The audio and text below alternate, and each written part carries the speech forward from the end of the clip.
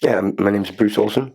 I was born in Tucson. I see your Wildcat stickers over there. So, Oh yeah. mhm. Well, when I was 11, I moved from Tucson to Kansas City, and then after that, middle high school, I moved to California where I met my wife. Um, yeah, childhood was good. We had an upper middle class family, I guess.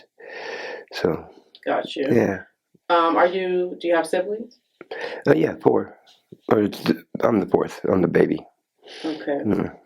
Mm, Are you close to any of them? no. No. Tell me how your parents met. Um, I'm not really sure. They met in Wisconsin. They were going to, I guess they were both in uh, Beloit, Waukesha area, and so they met there in Wisconsin. Uh, yeah. Got you. Okay. And then, what was your relationship like with your mom? It's always been good. We just haven't talked in the last few years or so. Got you. Mm. Is she still in Wisconsin or Tucson? No, she's in Kansas City with my sister. Okay. Mm. And then, what's your relationship like with your dad? He just passed, but it wasn't good.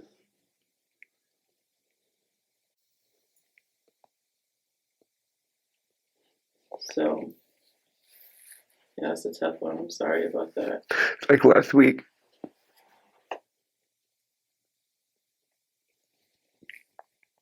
Sorry.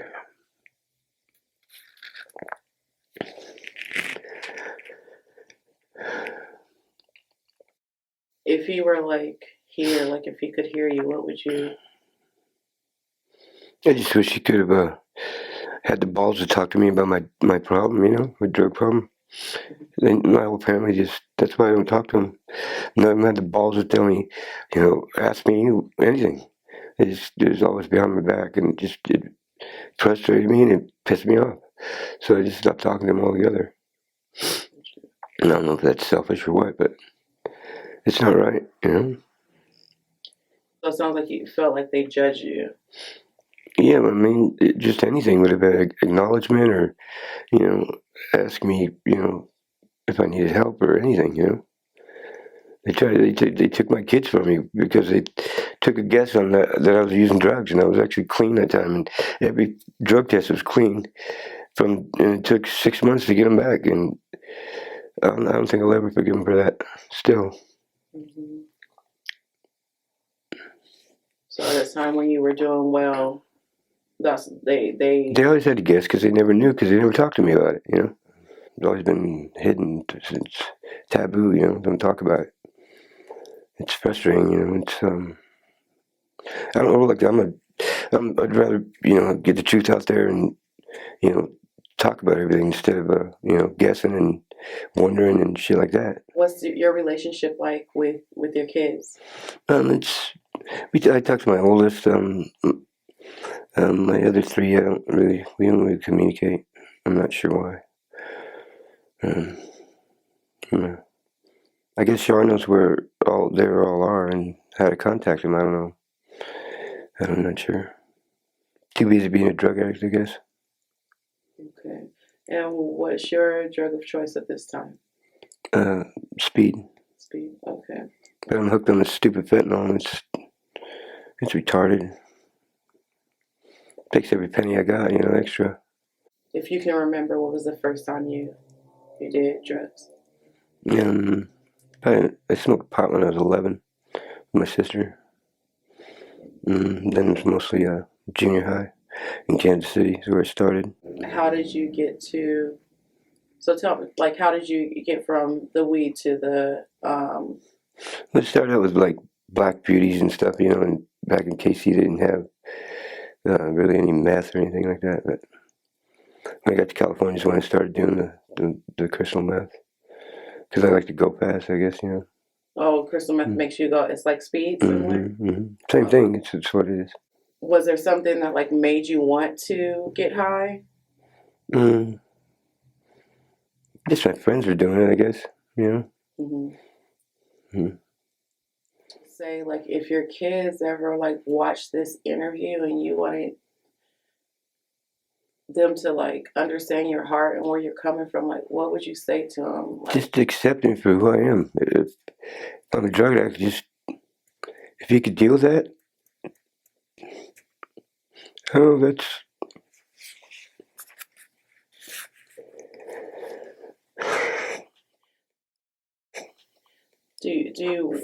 Is your desire do you want to like get clean because you've done it before?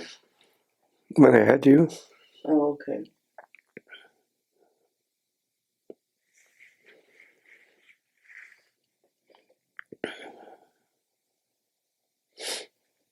What would you tell like a parent whose kid probably did drugs for the first time? Mm. Just be open and honest with them. That's all. And talk to them about it. Communication. Your feelings, whatever you feel about it, just talk to them. All right, tell me about your relationship with Shara. When did you meet her? High school, 10th grade. I moved across the street from her in California. And I seen her watching me move. I was moving stuff out of the moving truck, and I seen her laying in the front yard in a bathing suit watching me with binoculars. I'm like, what the hell, that weird ass chick? She was watching you with binoculars. Yeah. Oh, that's like a movie. Yeah. And I didn't, we didn't start dating for, I don't know, a year and a half or so after I met her. Yeah, 37 years. A lot of people can't say that. Mm-hmm. She didn't start doing speed until after all the kids were born, which is pretty noble of her. Yeah. Because, I was pretty bad on it. I almost died on it when I was like 16, yeah. And she was begging my dad to help me, and he just told her he needs tough love right now. And she told him I was going to die, and he said he just needs tough love, whatever. So, yeah, she's holding our firstborn child when she asked for help. But so you said you almost passed away. So what happened with how did you end up? I just was doing so much, and I wasn't, I weighed like 110 pounds, it was out of control. Out of control. That's when I got from the black beauties and shit in Kansas City to the meth in California. It was totally different. Yeah. What is Black Beauty? It's speed, but it's just in capsules, It's like the stuff truckers take and stuff. A pill form? Mm-hmm. Okay. Back in the 80s, it was like jet fuel. Now it's just, I don't even know why we do it anymore. It's getting better, but it's nothing like it used to be. That's you. Hmm. So you obviously survived that. So what happened were you hospitalized or? No, I just wasn't taking care of myself, and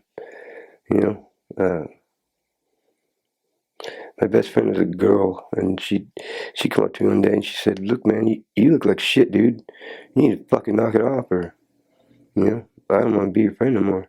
And kind of snapped me out of it for a while. I was clean for like 20 years when we raised our kids after that. So yeah. Clean for 20 years And then it changed to this new school stuff. And Shar and I were driving this dude to work. He was giving him a ride from our place in North Phoenix, and we could tell he's doing it because when you need to speed, when somebody else is on it, especially when he's doing it every day. So one day she says to me, "We should just try the new stuff, once and see." And it was all downhill from there. You tried the new stuff, so you were off it for 20 years. What was life like when you? I was still on the pills and weed and shit like that. Mm-hmm. So it was, I don't think I've ever been totally clean in my life. And then it changed to this new school stuff. And Shar and I were driving this dude to work. He was giving him a ride from our place in North Phoenix, and we could tell he's doing it because when you need to speed, when somebody else is on it, especially when he's doing it every day. So one day she says to me, "We should just try the new stuff, once and see." And it was all downhill from there. Took me away from my kids, and it's just my life's gone by really fast too. So I don't know. It's just so much easier when we were not doing it, and raising the kids. But as soon as they were gone, it was like you know, why work so hard? You know, they're all gone. So I would choose them, of course. I just, I don't know. They're almost as bad as my family when they don't talk to me about it. I don't know what to say to them. But I would definitely choose them. I mean, anything in particular in your life that you feel like made you want to stay on the drugs? Maybe just Char's wanting to do it, I guess. If she wants to do it, then I guess I want to do it. If she wanted to quit, I'd quit with her, Okay.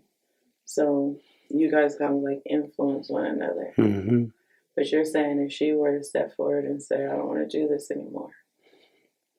Okay. So if Shar today said she didn't want to do it, you would be willing to. Mm-hmm. Wow. So your love for her is like deep. Okay. She's the mother of my kids, man. I'll always love her. I'd quit for the right job. If somebody offered me, So. So if you got a good opportunity, Mm-hmm. what's your background in? Construction. I've been in construction my whole life. No, it's just I got to do a bunch of background, clear my name and some background issues, but it's all old, really old stuff. So you said if you got the job and if your wife wanted to, you could do it. Oh yeah, without a doubt. So would that be just going to cold turkey, or is that checking into like a? Well, I don't think I want to go cold turkey again. It's brutal. Yeah, I'd check into rehab for sure, detox at least. So if you go to cold turkey, what happens? You just go through the withdrawals like without medication. They have medically assisted withdrawals now. It's a lot easier. What else? What's the program? What's the rehab program? I'm not sure. I've never been there. Oh, you never been to rehab, and you were able to quit for 20 years? Mm-hmm. Oh yeah, you got willpower. you got this. You could do this. Write a script for your life. What is going to happen? Just get a decent job and get my kids back. Get to where I'm communicating with them, and if it includes drugs, it does. If not, then it's the way it is. Do you want to get off drugs? I mean, it's not. Like I said, if I had the right motivation, yeah.